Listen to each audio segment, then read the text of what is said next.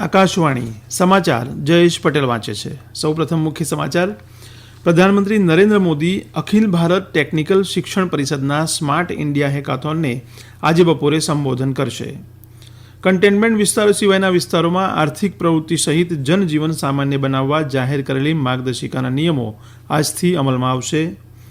કેન્દ્ર સરકારે કોવિડની પરિસ્થિતિની ઉદ્યોગોને થયેલી અસરને ધ્યાનમાં લઈને ઉદ્યોગોની ધિરાણ ચૂકવણીની અવધિની પુનઃરચના કરવા આરબીઆઈ સાથે વિચારણા શરૂ કરી છે. કેન્દ્ર સરકાર ચાલુ નાણાકીય વર્ષમાં કૃષિ કંપનીઓના સ્ટાર્ટઅપ્સને આર્થિક સહાય પ્રોત્સાહન માટેની નીતિ મુજબ 112 સ્ટાર્ટઅપ માટે લગભગ 12 કરોડ રૂપિયા ખર્ચ કરશે અને વંદે ભારત મિશનના 5મા તબક્કાનો આજે 1 ઓગસ્ટથી પ્રારંભ થશે. સમાચાર વિગતવાર.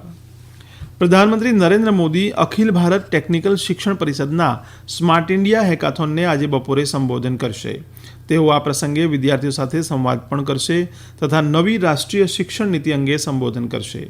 આપણા જીવનમાં જોવા મળતી સમસ્યાઓ ઉકેલવા વિદ્યાર્થીઓને પ્રોત્સાહન આપવા સ્માર્ટ ઇન્ડિયા હેકાથોનની રાષ્ટ્રીય સ્તરની પહેલ હાથ ધરાઈ છે. ઓનલાઈન માધ્યમથી સમગ્ર દેશના સ્પર્ધકોને જોડતા ગ્રાન્ડ ફિનાલેમાં 10,000થી વધુ વિદ્યાર્થીઓ ભાગ લઈ રહ્યા છે. આ સ્પર્ધામાં તેઓ કેન્દ્ર સરકારના 37, રાજ્ય સરકારોના 17 તથા 20 ઉદ્યોગોની 243 સમસ્યાઓ ઉકેલવા સ્પર્ધા કરશે. કેન્દ્રીય ગૃહ મંત્રાલયે કન્ટેનમેન્ટ વિસ્તારો સિવાયના વિસ્તારોમાં આર્થિક પ્રવૃત્તિ સહિત જનજીવન સામાન્ય બનાવવા જાહેર કરેલી માર્ગદર્શિકાના નિયમો આજથી અમલમાં આવશે. રાજ્ય સરકારો તથા કેન્દ્ર શાસિત પ્રદેશો દ્વારા મળેલા પ્રતિભાવો તથા કેન્દ્રના જુદા જુદા વિભાગો સાથેની મસલતોના આધારે છૂટછાટના નવા નિયમો ઘડવામાં આવ્યા છે. નવી છૂટછાટમાં આજથી રાત્રિ દરમિયાન હેરફેર પરના નિયંત્રણો દૂર કરવામાં આવ્યા છે. એવી જ રીતે સામાજિક અંતર અને અન્ય નિયમો જાળવીને યોગ તથા જીમ આગામી 5મી ઓગસ્ટથી ફરી શરૂ કરવાની મંજૂરી આપી છે. જોકે શાળા, કોલેજ તથા કોચિંગ ક્લાસીસ આગામી 31મી ઓગસ્ટ સુધી બંધ રાખવામાં આવશે. 15મી ઓગસ્ટે સામાજિક અંતર તથા આરોગ્ય જાળવણીના નિયમોમાં પાલન સાથે સ્વાતંત્ર્ય દિનની ઉજવણી કરવાની મંજૂરી આપવામાં આવી છે. વંદે ભારત મિશન હેઠળ આંતરરાષ્ટ્રીય વિમાન પ્રવાસને મર્યાદિત સ્વરૂપમાં મંજૂરી અપાઈ છે. કન્ટેનમેન્ટ વિસ્તારોમાં તમામ પ્રવૃત્તિઓ ઉપર રાજ્ય તથા કેન્દ્ર શાસિત પ્રદેશોએ ચાંપતી નજર રાખવાની રહેશે અને કોવિડના પ્રસારને રોકવા માટે ઘડેલા નિયમોનું કડક રીતે પાલન કરાવવું પડશે. નવી માર્ગદર્શિકામાં જણાવવામાં આવ્યું છે કે રાજ્ય તથા કેન્દ્ર શાસિત પ્રદેશો જે તે પ્રદેશોની વાસ્તવિક સ્થિતિની સમીક્ષા કર્યા બાદ જરૂર જણાય તો કન્ટેનમેન્ટ વિસ્તારો સિવાયના વિસ્તારમાં કેટલીક પ્રવૃત્તિઓ પર નિયંત્રણો મૂકી શકે છે.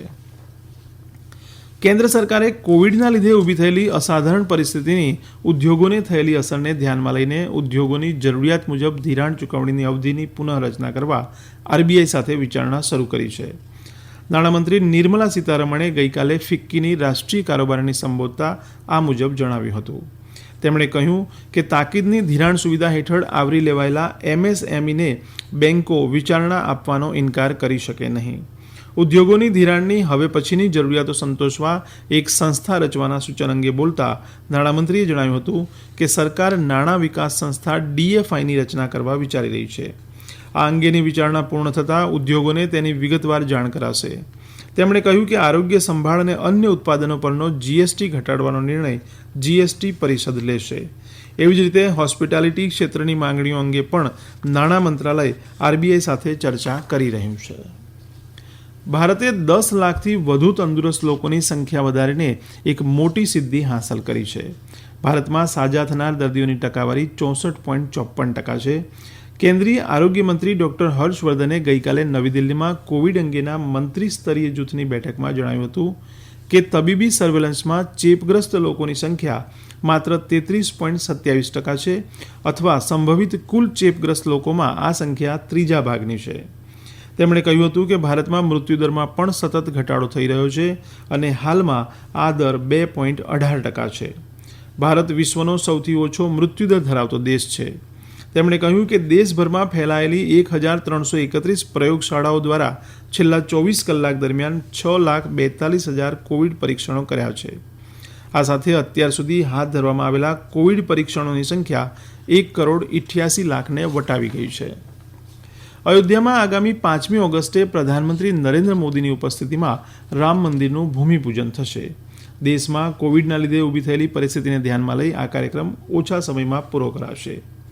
રાજ્યના પ્રવાસન અને સાંસ્કૃતિક વિભાગના મુખ્ય સચિવ જીતેન્દ્ર કુમારે આકાશવાણી સાથેની વાતચીતમાં જણાવ્યું હતું કે ઉત્તર પ્રદેશના મુખ્યમંત્રી યોગી આદિત્યનાથ પ્રધાનમંત્રીને અયોધ્યામાં આવકારશે. આ પ્રસંગે પ્રધાનમંત્રી 2 ટપાલ ટિકિટોનું વિમોચન પણ કરશે. આ સમાચાર આપ આકાશવાણી પરથી સાંભળી રહ્યા છો. કેન્દ્ર સરકાર ચાલુ નાણાકીય વર્ષમાં કૃષિ કંપનીઓના સ્ટાર્ટઅપ્સને આર્થિક સહાય પ્રોત્સાહન માટેની નીતિ મુજબ 112 સ્ટાર્ટઅપ માટે લગભગ 12 કરોડ રૂપિયા ખર્ચ કરશે. કૃષિ અને ખેડૂત કલ્યાણ મંત્રી નરેન્દ્રસિંહ તોમરે જણાવ્યું હતું કે આર્થિક સહાય વિવિધ અન્ન આધારિત ભાગીદારી અને કૃષિ વેપાર, ખાદ્ય ટેકનોલોજી અને મૂલ્યવર્ધન ક્ષેત્રે કૃષિ વેપાર સંબંધિત નવી કંપનીઓને આપવામાં આવશે. તેમણે કહ્યું કે ભંડોળની આ વ્યવસ્થા કૃષિ ઉદ્યમ વિકાસ કાર્યક્રમ હેઠળ કરવામાં આવશે.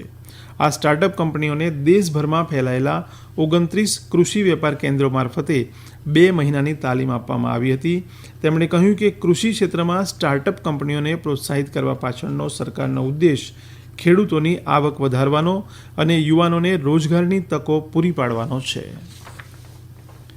વંદે ભારત મિશનના 5મા તબક્કાનો આજે 1 ઓગસ્ટથી પ્રારંભ થશે. વંદે ભારતના આ તબક્કામાં 23 દેશોમાં અટવાયેલા ભારતીયોને સ્વદેશ લાવવા માટે 792 વિમાન ઉડ્ડયનો હાથ ધરાશે. આ પૈકી 692 આંતરરાષ્ટ્રીય ઉડ્ડયનો હશે. વિદેશ મંત્રાલયના પ્રવક્તા અનુરાગ શ્રીવાસ્તવે પત્રકારોને જણાવ્યું હતું કે વંદે ભારતના 5મા તબક્કામાં વિદેશથી આવતા આશરે 1,30,000 ભારતીયોને દેશના વિવિધ 21 વિમાન મથકોએ પહોંચાડવામાં આવશે. વંદે ભારત મિશન હેઠળ અત્યાર સુધી 8,78,921 ભારતીયોને સ્વદેશ લાવવામાં આવ્યા છે. આ ઉપરાંત 1,07,452 ભારતીયો નેપાળ, ભૂતાન, મ્યાનમાર, પાકિસ્તાન અને બાંગ્લાદેશથી જમીન માર્ગે ભારત પાછા ફર્યા છે. માર્ગ પરિવહન મંત્રી નીતિન ગડકરીએ ગઈકાલે બિહારમાં ગંગા નદી પર મહાત્મા ગાંધી પુલનું વિડીયો કોન્ફરન્સના માધ્યમથી ઉદ્ઘાટન કર્યું. આ પુલ રાષ્ટ્રીય ધોરીમાર્ગ 19 પર પટણા અને હાજીપુર વચ્ચે બનાવાયો છે, જેમાં 1,742 કરોડ રૂપિયાનો ખર્ચ થયો છે. આ પ્રસંગે તેમણે પટનામાં ગંગા નદી પર 5 કિલોમીટર લાંબો પુલ બનાવવાની જાહેરાત પણ કરી હતી. સમગ્ર દેશમાં ઈદ ઉલ અઝા પર્વની આજે ઉજવણી થશે. રાષ્ટ્રપતિ, ઉપરાષ્ટ્રપતિ અને પ્રધાનમંત્રીએ ઈદ ઉલ અઝા પર્વ પ્રસંગે મુસ્લિમ ભાઈ બહેનોને શુભેચ્છાઓ પાઠવી છે. રાષ્ટ્રપતિએ આ પર્વ પ્રસંગે લોકોને આનંદની વહેંચણી કરવા તથા પરસ્પર સુમેળની ભાવના પ્રસરાવવા અનુરોધ કર્યો છે. તેમણે કોવિડના સંક્રમણને રોકવા જાહેર કરાયેલા નિયમોનું પાલન કરીને પર્વની ઉજવણી કરવા અપીલ કરી છે. સરકાર આત્મનિર્ભર ભારત અભિયાનને વિશિષ્ટ ઓળખ આપવા માંગે છે. આ માટે તેનો પ્રતીક ચિહ્ન બનાવવા ડિઝાઇન અને રચનાત્મક સૂચનો માંગ્યા છે.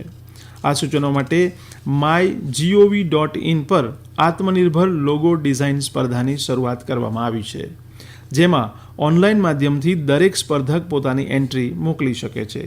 આ એન્ટ્રી 5મી ઓગસ્ટ 2020ના રાત્રિના 11:45 સુધી મોકલી શકાશે.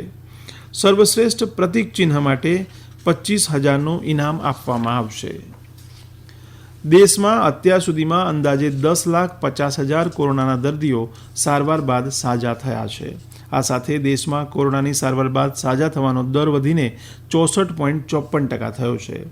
આરોગ્ય મંત્રાલયે જણાવ્યું છે કે એક જ દિવસમાં કોરોનાના 55,078 નવા પોઝિટિવ કેસ નોંધાતા દેશમાં કોરોના સંક્રમિત કેસનો આંકડો વધીને 16,38,870 થયો છે. હાલમાં દેશમાં 5,45,318 કોરોના સક્રિય કેસ છે, જ્યારે ગઈકાલે કોરોનાથી 779 દર્દીઓના મોત થતાં દેશમાં અત્યાર સુધી કોરોનાથી કુલ મૃત્યુઆંક વધીને 35,747 થયો છે. અંતમાં મુખ્ય સમાચાર ફરી એકવાર. પ્રધાનમંત્રી નરેન્દ્ર મોદી અખિલ ભારત ટેકનિકલ શિક્ષણ પરિષદના સ્માર્ટ ઇન્ડિયા હેકાથોનને આજે બપોરે સંબોધન કરશે. કન્ટેનમેન્ટ વિસ્તારો સિવાયના વિસ્તારોમાં આર્થિક પ્રવૃત્તિ સહિત જનજીવન સામાન્ય બનાવવા જાહેર કરેલી માર્ગદર્શિકાના નિયમો આજથી અમલમાં આવશે. કેન્દ્ર સરકારે કોવિડની પરિસ્થિતિની ઉદ્યોગોની થયેલી અસરને ધ્યાનમાં લઈને ઉદ્યોગોની ધિરાણ ચૂકવણીની પુનઃરચના કરવા આરબીઆઈ સાથે વિચારણા શરૂ કરી. આકાશવાણી પરથી સમાચાર પૂરા થયા.